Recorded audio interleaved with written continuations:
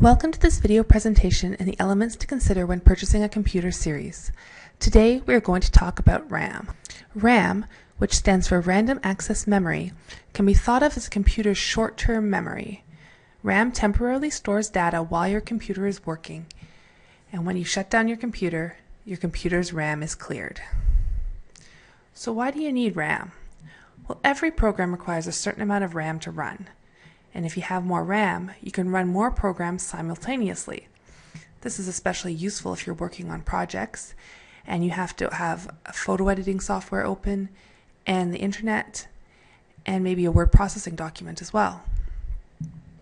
If you find your computer gets slowed down when you try to run multiple applications, you can always add more RAM if you don't have enough. So how much RAM do you need? Well, to determine your needs and look at the minimum required RAM for the software you intend to use.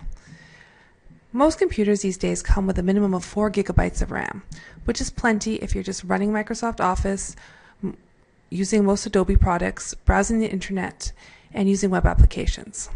However, if you're into intensive gaming and specialized multimedia software, such as Adobe Premiere and 3D modeling software, then you may want to purchase a computer that already has at least 8 gigabytes of RAM to run the programs most efficiently.